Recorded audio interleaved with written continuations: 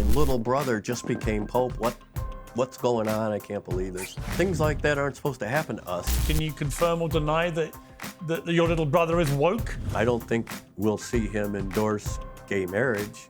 Just listen to what this drunk and then a very offensive word about Miss Pelosi has to say in the mid-90s, long before her husband had Grindr dates. It's quite lively stuff for a bloke who's now the Pope's older brother. Have you had anyone from the Vatican call you and say, you got to ease off the gas? No one has contacted me yet. What's the naughtiest thing that Rob's ever done?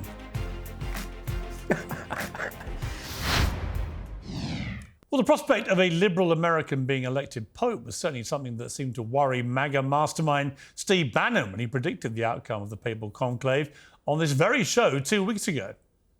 I do think one of the dark horses, and I think, unfortunately, he's one of the most progressive, is Cardinal Prevost. I don't think he's getting enough play. He is certainly on the short list as being, and I think it's pretty shocking given how the contempt they hold the American church. The American church gives so much money, they're afraid it has too much power. So they've never really wanted to have an American Pope. But my understanding is Prevost is one of the ones closest to Francis ideologically. He's also had tremendous experience in Latin America. And so he's one of the ones on the short list. Well, Mr. Bannon was spot on. And Cardinal Prevost from Chicago duly became Pope Leo XIV, the first ever Pope from the United States. Some influential voices believe the President and Pontiff are heading for an inevitable collision course in the battle for hearts and minds, especially after old tweets emerged showing the then Cardinal disagreeing with J.D. Vance, the Vice President, while reposting criticism of Trump immigration and deportation policies. Well, in his first press conference today, Pope Leo said it was time for an end to loud, forceful communication on the world stage, which some are interpreting as a reference to President Trump. In a moment, we'll debate who would win any President v. Pope showdown with all of my panel. But first, to get a greater sense of just who the new Pope is, let's talk to a man who probably knows him better than anyone I could put on a panel, and that's his older brother, Louis Prevost. So welcome, Louis. How are you? Hi, thank you. I'm doing very well, thank you. I'm a Catholic. Enjoying the weather here in Florida. Well, I'm an Irish Catholic, so I'm delighted we have a new Pope, and I've been incredibly impressed by what your brother has said so far. But I'm kind of curious, before we go any further, that moment when you discover that your little brother is the new Pope, just try and put it into words. I've been trying to do that for the last 3 or 4 days, and trust me, it's very difficult. It's mind-blowing. It's just incredible to think, my little brother is the Pope. This doesn't happen. Things like that aren't supposed to happen to us. No, I can't believe it's real. I know he's had that vocation since he was small, and I don't think he ever had any intentions of being where he's at now, but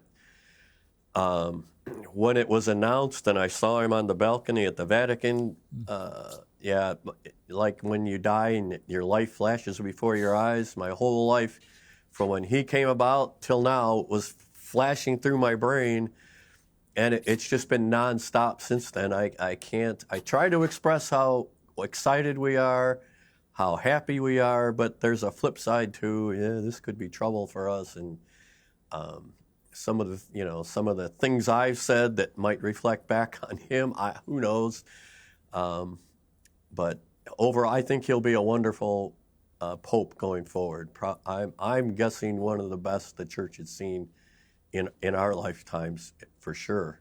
I'm going to come to the stuff that you've posted on X and so on in a bit, because I want to give you the chance to respond to that. It must be very strange. You know, I'm one of 3 brothers myself. I'm the eldest.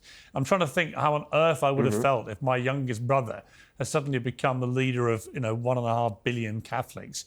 The enormity of it, and I think you've expressed it very eloquently there, the enormity of it is just kind of overwhelming. What was, when you first, you said you saw him on the balcony. Was that the moment that you discovered that your brother was Pope, like everybody else? Well, I heard his name when the Cardinal came out to announce that we had a new Pope, and the time between when we all saw the white smoke And that moment when they came out to make the announcement, I was going nuts because as Steve Bannon said, he was a dark horse, but in my mind, I knew based on his background and experience, he had a really good shot, even though he's American, he's under 70, but look at his background, his resume. And so we were waiting, all of us here, is there going to be white smoke? Is it going to be a quick vote? The quicker the vote, the better his chances, I thought. And I think it was the fourth vote. They had one Wednesday night, 2 Thursday morning, and then Thursday afternoon, boom. And I was not paying attention Thursday. I was kind of out of it. And my wife called to say, there's white smoke, white smoke. Oh my God, okay, we're going to tell us. And we waited forever to hear the name when the Cardinal came out and said, we have a new Pope and his name is, and he started to say Robert in his Italian dialect. And I heard Rob. Right away, the fireworks started going off because I knew there was another Pope with the name Robert. Okay, let's wait till he gets a little farther. And Roberto, and then he started with the middle name Fran. That was it. That was me. I fell back. Oh my God, that's my brother. My little brother just became Pope. What's going on? I can't believe this. And that's when my mind just went white, blank, explosions inside, outside, emotionally up and down. And it probably wasn't until a day later when, after a lot of this media hubbub was going on here, because I had tried to contact him, and that was futile. I tried to contact my other brother. That wasn't working. And the reality sets in that maybe I lost my little brother to the church. He's out of touch. I can't get a hold of him. But I think by Saturday we managed to touch base briefly. But yeah, it's going to be a new world for both of us. It's so interesting hearing you say that, because I can completely relate to it. I mean, not personally, but I can relate to the picture you're painting of excitement that your brother has now got this extraordinary position with all the power that goes with it in the Catholic Church, but that also that sense of foreboding you have that you might have lost him because, he's no longer just your little brother. He's the head of a church of 1.5 billion people. That's correct, yes. And it's kind of, honestly, Thursday when the announcement was made, it kind of made me start to cry a little bit. But I got over that just because of the excitement and the happiness that the fact my little brother's the Pope. But then by Friday night, Saturday, when we were out of touch, it made me literally start to cry. Maybe internal jealousy. They took my brother away. Yeah. But the fact that, because we used to talk once or twice a week on the phone, that's not going to happen anymore. I got to prepare myself for that. And when you lose that regular communication, it's one thing to take that away. At our age, it's half of me felt we contact each other every week just to make sure we're all okay and all still breathing and kicking. Now it'll probably take somebody like you in the media to tell me, oh, the Pope's not well, because I may not find out till after it's reported in the news at the rate the communication's going. So it's going to be a big change in our family connections for sure. I'm not saying we'll never talk. I may be all wrong and he'll get his own little private, he is the Pope. I guess he can do some stuff that he wants. Maybe he gets his little phone and can sneak in calls on the side with me. I don't know, but I'm prepared for the best, but I'm also trying to steady myself for what could be and a blackout with the Pope until we actually get to go there and be able to see him in person. When you spoke to him, albeit briefly, on Saturday, I think you said, what was that conversation like? What was the first thing you said to him? Well, I told him congratulations, obviously, and it was sporadic because it was not like you and I are talking now. It was I'd say something or type congratulations. 5 or 6 minutes later, he'd come back and go, "Thank you, thank you. It's a big step." And so I'd say, "So we were going to plan to fly out to go to the big ceremony next Sunday." I said, "So we're going to come next weekend to see you. What do you think? Will we be able to?" And unfortunately, well, he told the truth. He said, "If you want to see me, I wouldn't come next week because you might get a minute or two with me at the most. Otherwise, you're going to be amongst 100, 200, 300,000 people or whoever there at the Vatican. Even if you're my brother, I'm sorry. There's people I have to, in the church and outside, all the world leaders that may show up for that will be taking up his time." So basically, it was a, yes, I'm super busy already. I thought maybe he'd have some time. No, he's up to his eyes in it. And he's super busy, and he kind of said, if you're coming to see me, don't bother. I won't feel bad about it. Just stay home and stay healthy, and come later in the summer when there will hopefully be more free time and we can get together. Because in his words, I can't just go down the street like we used to for pizza and gelato. You can't. When we were in Rome. So it's like, right. It's going to be all new.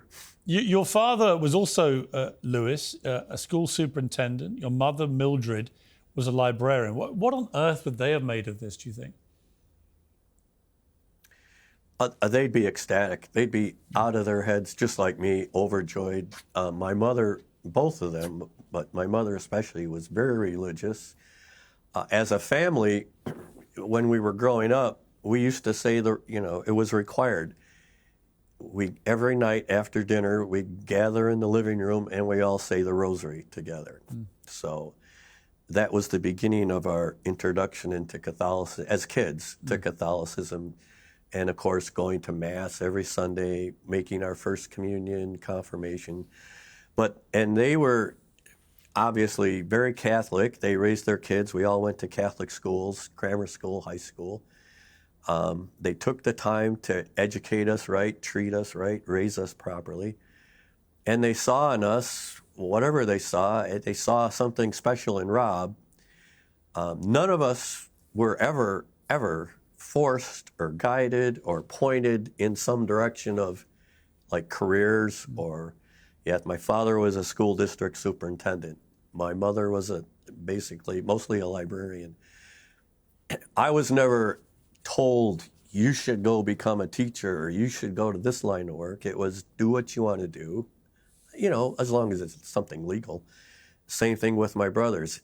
We knew from a very early age that Rob, Pope Leo, had a calling. Just by the way he acted, the games he played, the things he said, we knew very early on he's going into the priesthood. There's no doubt about it. There never was. And he was never pushed into it or forced into it. It was all his own, I want to do this. And they supported him in that, obviously. I think any good Catholic mother would just be overjoyed to have somebody that said, I want to go into the priesthood or become a nun for the girls. So they were very happy with his choices and they loved it. And part of his becoming a priest, I think, that's what kept my mother alive as long as it was. She was suffering from terminal cancer, but she lasted probably 4 or 5 years longer than she was expected to because she wanted to see him complete that training, be ordained, and where it went. And it's like he did it.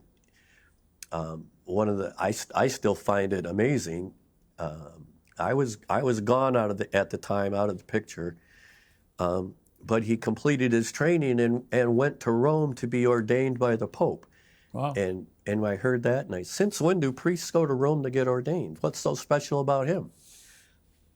I don't know, I still don't understand how that all happened, but there's pictures of him, they've been publicized somewhere, of him with, I think it was Pope Paul, and my family, and they're all gathered there, and I was in the Navy off doing something somewhere out in the Pacific, out of touch with all this, so I missed all that. But he's been special all the way down the line. good things have followed him, I guess. He's got the touch. Big gift. brothers, Louis, know everything, because I'm a big brother too. What's the naughtiest thing that Rob's ever done?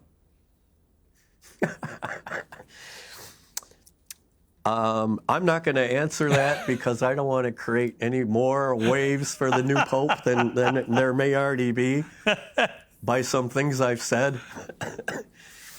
I've heard what before we came on, I heard your little interview there with Steve Bannon. Yeah. Now, I know Steve Bannon. I don't know if he knows me, but we served together on the same ship in the Navy. Really? And I know what he was like. Yeah.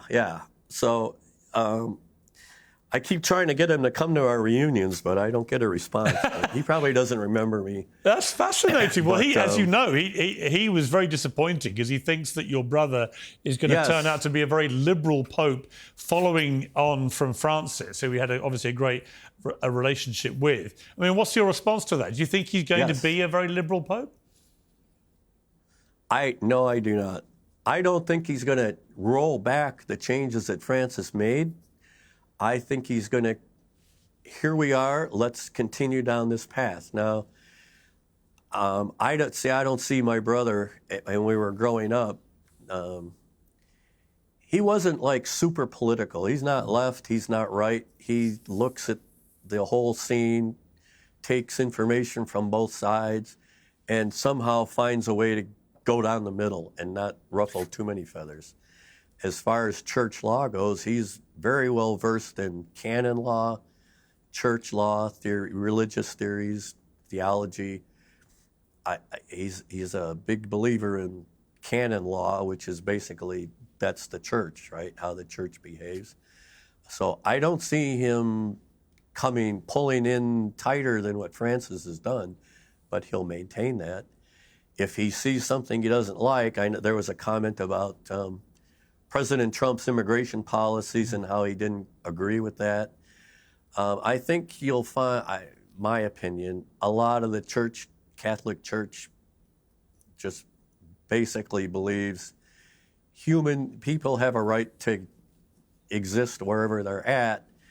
But I think he also understands there's laws involved. The U.S. has laws. Every country has immigration laws. If you're here somewhere legally, okay, fine. If you're here illegally, the law says you're not here. You need to follow the law. He may take offense with the method in which they're moving people out and comment on that. But I think when it comes to the immigration law says you have to enter legally and do the paperwork, and if you haven't done that, there's no difference really between you violated U.S. law against you violated church law. You're not going to get excommunicated because you crossed the border from the church, maybe, but you still have to follow the rules of the law. I mean, Jesus kind of hinted at that when he said, "Give unto Caesar what Caesar, give to God what's God." You got to play within some set of rules. So I don't think he's going to go pull the church hard left. I think he'll just be down the middle. If and when he meets with President Trump, I don't doubt there'll be some bumps in the discussion and some heated conversation. I don't think either one of them will blow up like we saw with Trump and Zelensky in the White House. Because he's not that kind of a person to get argumentative. He's got the ability to explain himself, where he's coming from, clearly and distinctly, so that with any kind of luck, they may agree to disagree, which is fine. Okay, that's how it's going to be, but we're not going to be enemies over it, or the Pope's a jerk and he's a communist sympathizer, whatever. I don't see. Well, the suggestion is that your brother, it may be a touch on the woke side. I know you're pretty anti-woke yourself. Can you confirm or deny that your little brother is woke? I don't know that I'd even go that far to say he's woke. He's probably much more liberal than I am, but that's us. And again, that's his position as a priest in the church, as part of the clergy. and all the time he spent in Peru with those people. If you've been, I know you've been around, but when I went down there, my travels in the Navy, the people that he was with in Peru are some of the poorest people I've seen anywhere in the world, the way they live. I've been to Indian reservations here in the States that look better than some of the things I've seen in Peru. And I'm not real happy, the Indians, all they're making out, it's like, wow, people live like this, but they enjoy it. And they love when he comes by down there to see them. What will his view be, do you think, Louis, of issues, hot button issues like women priests and stuff like that? I don't think you'll see that. He's not anti-women. I think in his previous position, I recall something about he's with the dicastery of bishops, that I think he did involve women in some of those decisions and research on who to refer to Pope Francis to promote to bishop and cardinal, which had never been done before. That women were, oh, you're not allowed. You can't participate in any of this. I think you may find he will open up more things like that. Advisory positions for women in the church that they currently don't have. But no, I don't see allowing priests to marry or women to be priests. I don't see him. He's not that liberal that I've seen. No. It's very interesting you say that. And what will his view be of things like homosexuality, for example? Well, there again, we know they exist. They're in the church's eye, I think homosexuality, marriage is not right. It's not correct, but at the same time, it exists, and it's a condition people have. They're in. The church can't just push them out and say, "We don't want you." I think that he'll go more along the lines with Francis. We'll welcome you into the church. You may not be able to, legally, church-wise, receive Holy Communion, but we're not going to totally push you out, not allow you to come to Mass, not allow you to be Catholic as much as possible. I don't think we'll see him endorse gay marriage. Francis went to endorse or blessing gay marriages rather than doing the actual ceremony. I think because of his studies in canon law and his background, he's still at his roots. He's a Catholic, and he follows the rules of the church. And he may be able to change some rules or modify some rules as Pope. I don't see him going there. I just, in all the years we've grown up together, he may be liberal on some things, but there's still that basic, you have to maintain, the rules of the church. It sounds like you might actually be a little bit more conservative than Donald Trump when they finally get together. Well, I don't know I go that far, but he is, he understands the laws are there for a reason and they're meant to be followed.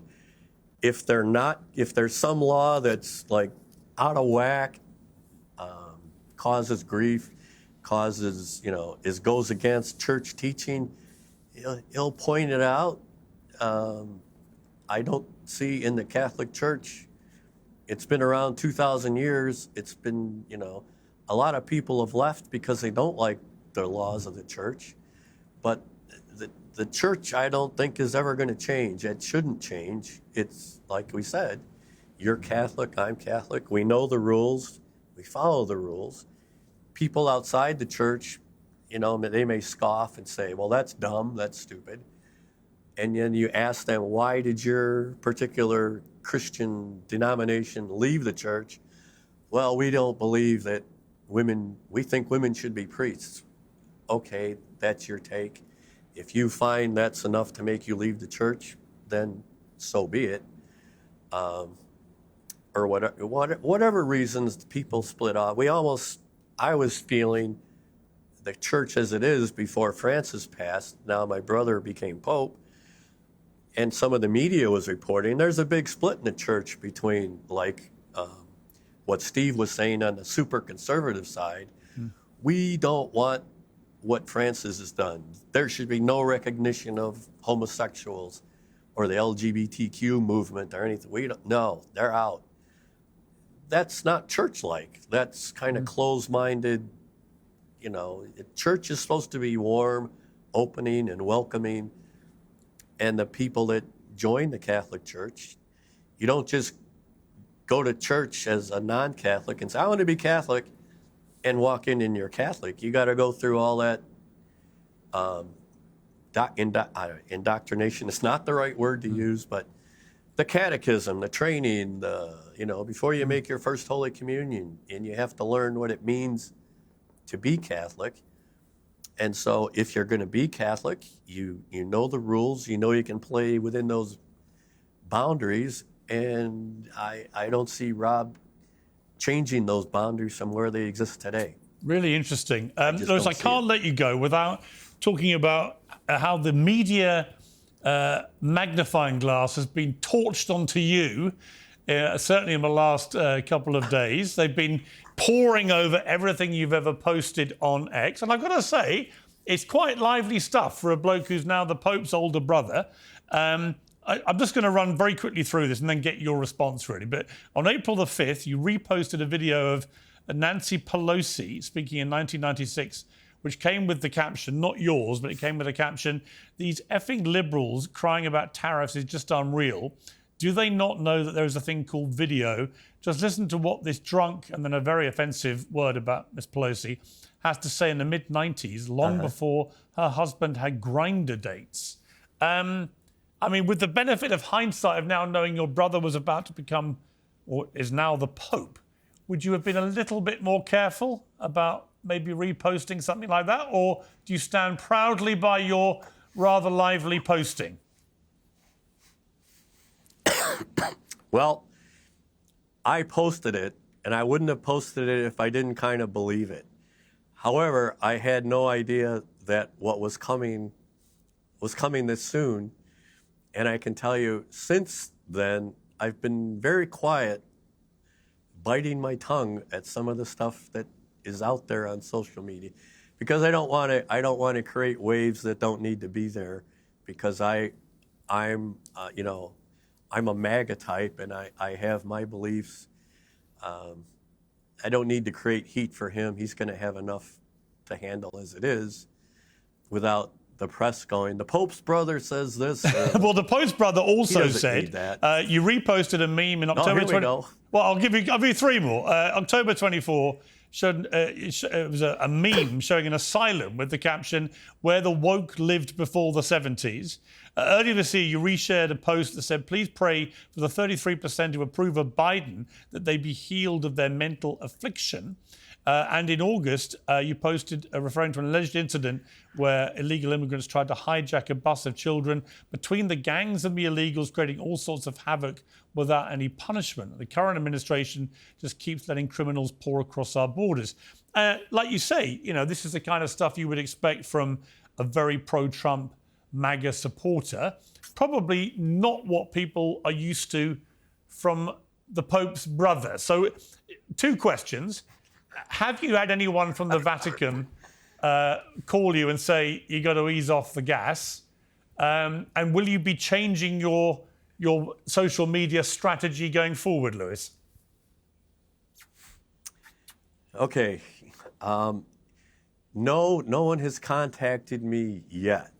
I'm hoping that it doesn't get that far, but you never know as this stuff comes up. Because I have posted some pretty, sometimes I like to go stir the pot too.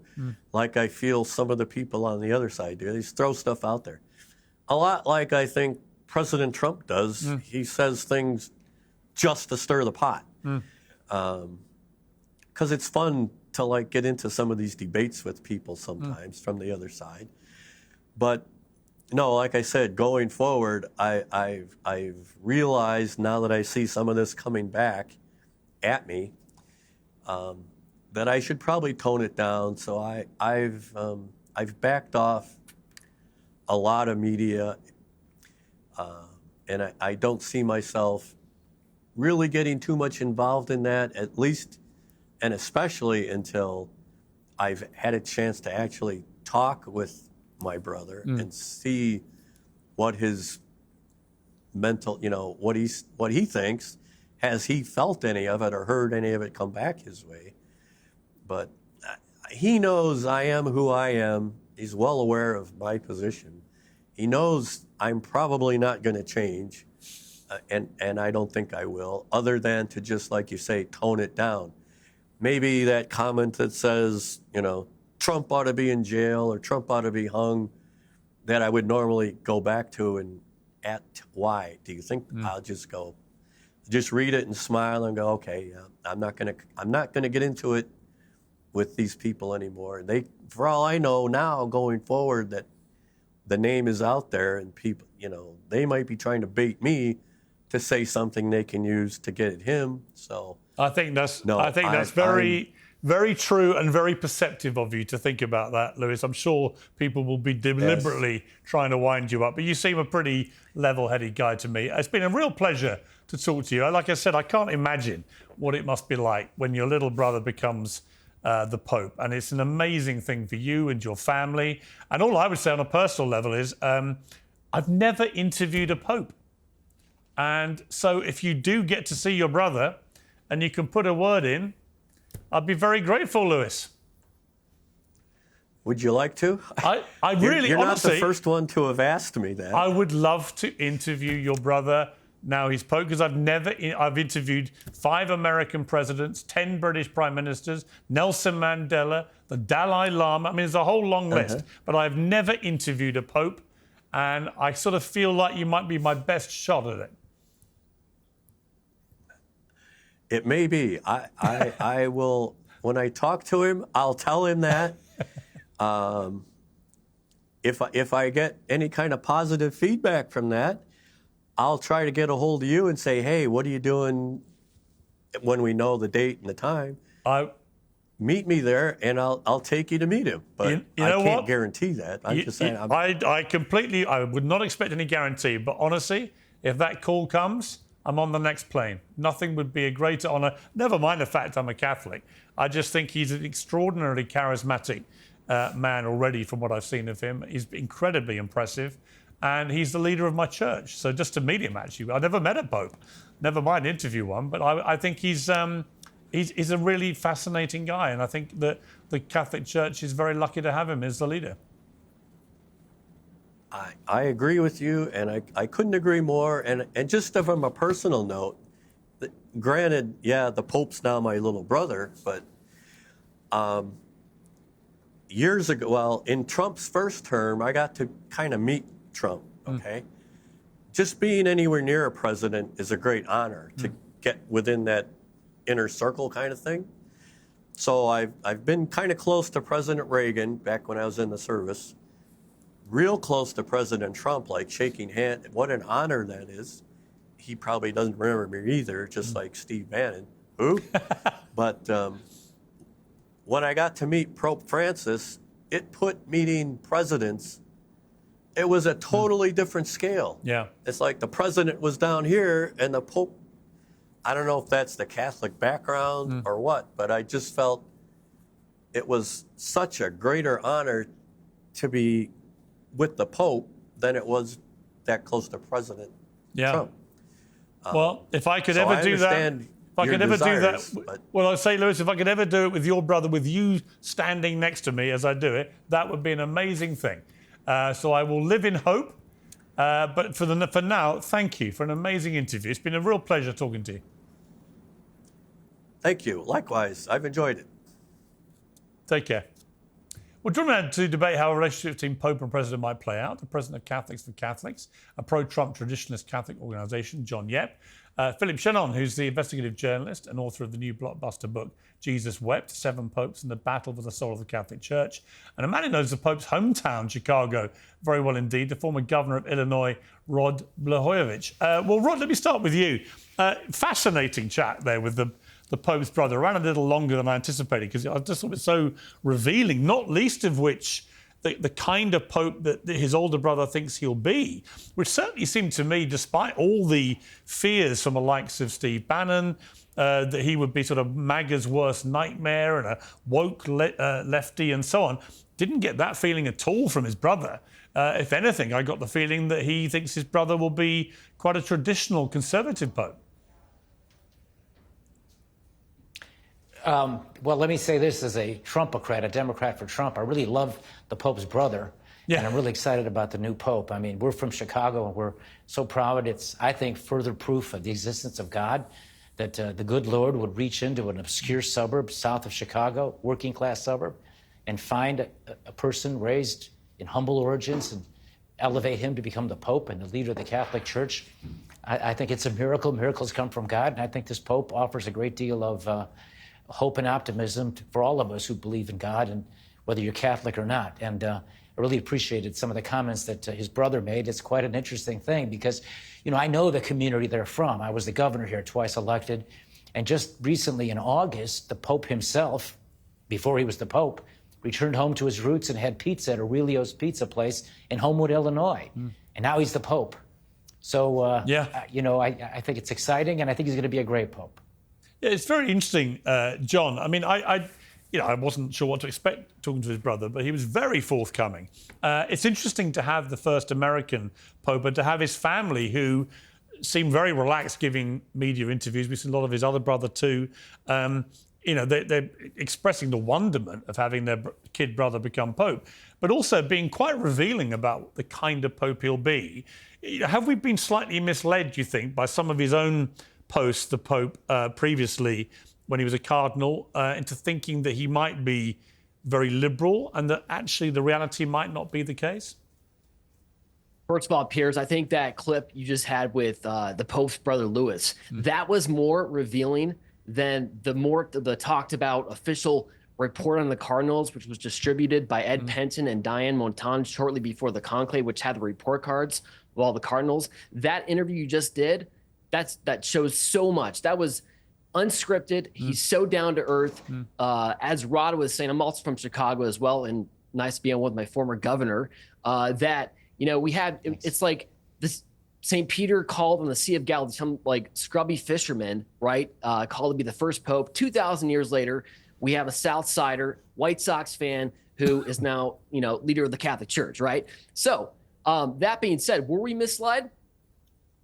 Ultimately, time will tell, okay? Because there is, you know, Louis said it very clearly. You know, he gave us, he calmed us down a little bit. You know, this is the guy, remember, that's talking to his brother 3 times a week. I mean, you talk about the ultimate uncensored podcast, Piers, would be to have like a video camera of the 3 of them talking on the phone, right? To hear what they're really talking about. So it sounds like they differ a little bit on opinions on some things.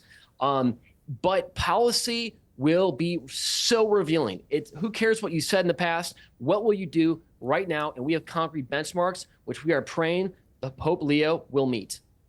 Yeah. Freddie, Shenon, what did you make of what the brother said in terms of the kind of Pope he thinks his brother will be? I think he's suggesting to you that actually perhaps his brother may be trouble for the White House, for President Trump. Because one thing Pope Leo has talked about in the past, in the recent past, is his belief that President Trump's immigration policies are wrong. And he also spoke out directly against Vice President Vance. I think Pope Leo seems to be a much more diplomatic, calm, less ornery figure than Pope Francis. But what we do know about his stand on policies suggests he may be willing to do battle with President Trump. And I think it will make a difference to have a Pope speaking in Chicago accented English to make a protest against the United States. Yeah, I thought it was very interesting when he said, you know, he could imagine his brother and Donald Trump in the same room and it getting quite lively. Not that it would get Zelensky level lively with the scenes we saw in the Oval Office, but that they clearly his brother would not be a shrinking violet, wouldn't be overawed by that conversation.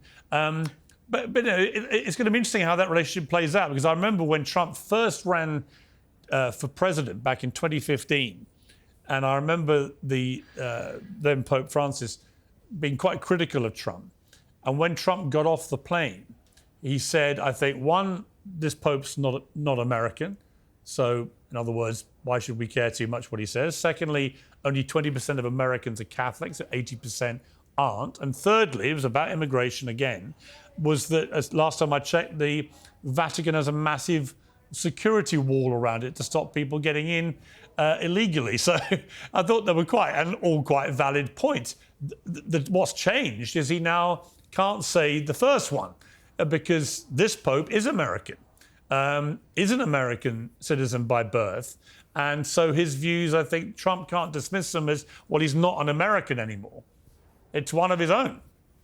I think it's going to be tough. And, you know, Pope Francis really was quite outspoken against President Trump, certainly during his first term. Yeah. Can you imagine what it'd be like if Pope Francis had spoken perfect English in making those protests? We may have a Pope who may be willing to protest in English, and I think it'll make a difference for American Catholics. Yeah, John, I think that it's going to be very interesting how that relationship plays out, because we've never had an American Pope and obviously an American president, you know, who are such powerful figures at the same time. It's never happened before. We're into completely uncharted territory. I think there was a clue given by Louis in terms of the immigration policy. He really honed in on what is the position of the Pope on, you know, the Trumpian immigration policies, right? He was clear. He said, my brother, this is the guy who talked to him 3 times a week, his older brother, believes in the rule of law. Yeah. Fine, great. So we all, as Americans, everyone does. It's only natural that a guy who spends 30 years working with the poorest of the poor in Peru, with many of those same people who have come up the ranks up through our border illegally, by the way, that he's going to be concerned on how they're treated when they're sent back home. Duh, like everyone. That's a Catholic position, right? So I think that Trump is going to lean into this idea that America should follow, like you said, Piers, the policies of the Vatican City State, which were just updated under Pope Francis in December of last year, where you get like 3 years in prison if you cross on the Vatican. Fine.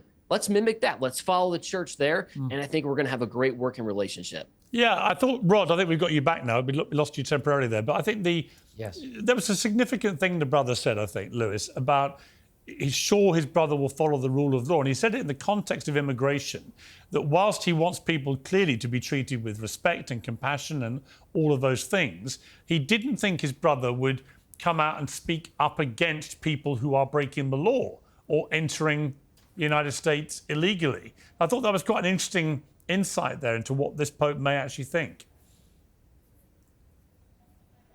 Well, I think there's duties that President Trump has, and there's duties that the Pope has, and the Pope is the shepherd of the people. And as such, it's really out of Matthew. I was hungry, you gave me something to eat. I was thirsty, you gave me something to drink. I was a stranger, you invited me in. I think this Pope, with his record in support of social justice, I think is exactly the sort of thing we would like the Vicar of Christ to be. But his job's different from President Trump's. President Trump has a responsibility to protect the borders of his country. He's been hired to do that. And his job is to provide public safety. That's not the Pope's job. So I don't think the two of them are in conflict at all. I think they could be harmonious. And I think the brother Louis could, interestingly be enough, a mediator between his brother, the Pope, and President Trump, if it ever gets to that.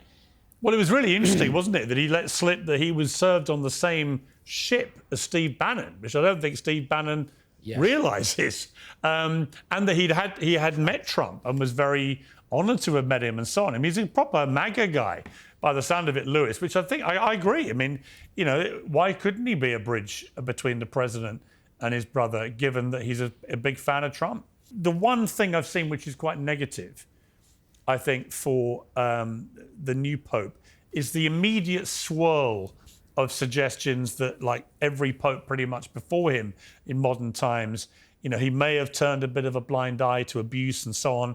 It's been emphatically denied, but it's out there, it's being reported, and it's part of the general melee that surrounds the Catholic Church and abuse as a narrative for a long period of time now. What do we know about this Pope, and whether any of that stuff has any validity in terms of criticism against him? And how does the Catholic Church ever get rid of all this? Well, that's a big question. But I'll tell you, in the case of Pope Leo, he does seem to have confronted situations in both Chicago and in Peru in which there were allegations made that he did not move quickly enough to restrain pedophiles from having access to children or to other sexual victims. I will say that there's a lot of debate about whether or not those complaints against him are valid. And compared to an awful lot of other cardinals, we know that he faces very few of those allegations, many fewer than many other prominent competitors for the papacy. And on this general issue, because it is the biggest stick that's thrown at the Catholic Church, with perfectly good reason, there have been a series of shameful cover-ups where priests have committed acts of abuse. This is indisputable. If you were Pope Leo now, what kind of mechanisms could you put in place, given the size and scale of the church, to try and curb this kind of thing? Well, you could crack down. You could have much more aggressive investigations. Pope Francis said the right things about cracking down on priestly sex abuse, but he never followed up in policy. And it appears in many cases he sort of went out of his way to protect prominent churchmen who were his friends who had been credibly accused of abuse. One hopes that Pope Leo will be much more aggressive in following up whenever these allegations are made in a way that Pope Francis did not. John, what was interesting to me, again, one of the many things the brother said which was interesting to me, but just this sense he was getting that he may have lost his brother, that even trying to get him on the phone was already almost impossible, and that he felt very sort of bittersweet about this and very sad about the potential prospect of a very regular contact with his brother. Their parents are both sadly passed, so he's the sort of head of the family, and that he might not have a kind of relationship with his brother to speak of much going forward, just through the reality of the job. Yeah, and to that sense, we owe a lot of gratitude to the Prevost family for the gift of their son to the church to serve us in this time. We're grateful because they have lost a son in that sense. Can I just respond also to Philip about the whole sexual abuse crisis? First of all, Philip, thank you first and foremost for your book that you wrote covering this tremendous sexual abuse that was happening in the church. That needs to be exposed. I agree with you. Francis, he talked a big game, but in the end, he failed to protect some of our most vulnerable children with promoting Father Rupnik, Theodore McCarrick. Basically, we got a hand slap, but he was still on church salary till the day he died. Now with Pope Leo, which is what matters at the moment, I went yesterday, on the plane. I read through 300 pages of documents from the Archdiocese of Chicago. I went with the intention, I'm going to find and show that Pope Leo really covered up the sexual abuse. And it's not. Guess what? I found just the opposite. It boils down to two cases. And I want to put this to, crush this rumor. I do not believe. This is someone, by the way, myself, coming from, I'm a former Catholic seminarian. I saw some of the worst abuse inside the Catholic Church while in Rome. So I'm partial to this issue like you, Philip. I can conclude from my research on the issue that he did what he was supposed to do. The issue in Chicago was barely, it was a lower superior that stupidly allowed a pervert priest to live near a children's school. That's horrible. He was really tangentially related to that, didn't really have a say in that. Secondly, the 3 Chilean girls who were abused by Father Gonzalez in Peru, he did what he was supposed to. They brought their revelations to him in April of 2022. He said, okay, let's take this seriously. He did the report, sent it to Rome. Rome came back, said, you know what? We don't really find issue in this matter. Okay, great, done. So at least I think he gets a pretty good scorecard there. That's a good thing. We need that in the church. Yeah. Rod, I want to show a picture which the White House put out of Donald Trump as the potential next pope, which caused a lot of hilarity, a lot of anger from some Catholics. I got to say, as a Catholic, I thought it was quite funny.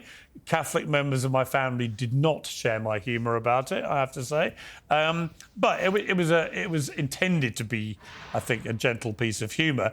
But it's interesting, isn't it, about Trump? Of all the jobs in the world, short of the monarch of my country, and he was always completely in awe of Queen Elizabeth. I interviewed him just after he went to see her at Windsor Castle when she was still alive, and he was completely starstruck in a way I'd never seen Trump before. And I do think the Pope also, he understands the magnitude of what that position is, and it's one of the few positions in the world, which you could say not only compare, but perhaps even surpass the President of the United States in terms of the global pecking order. How's he going to deal with that, do you think? Well, President Trump's a very different sort of president and does things that, I can't imagine Abraham Lincoln would have done something like that. But if you're going to judge that, I think you should judge motivation. And I think it's very clear his motivation was, frankly, to make fun of himself. I know something about criminal law, and I know that in order to prove intent, you've got to have a guilty mind. I don't think President Trump's mind at all was designed to, make fun of the Catholic Church or anybody who's Catholic. I think he was poking fun at himself. And he does these things, and he finds himself in hot water, but that's among the reasons why so many of us really think he's fantastic and he's not a typical politician. Yeah, I think that's right. Thank you to my panel. Really appreciate you all joining me. And I'm sorry that we ran a bit long with the brother, but I think you all understood why. It was a really interesting interview, and we got a lot to talk about as a result. So I appreciate your patience. Thank you very much. Piers Morgan Uncensored is proudly independent. The only boss around here is me. If you enjoy our show, we ask for only one simple thing. Hit subscribe on YouTube and follow Piers Morgan Uncensored on Spotify and Apple Podcasts. And in return, we will continue our mission to inform, irritate and entertain. And we'll do it all for free. Independent, uncensored media has never been more critical, and we couldn't do it without you.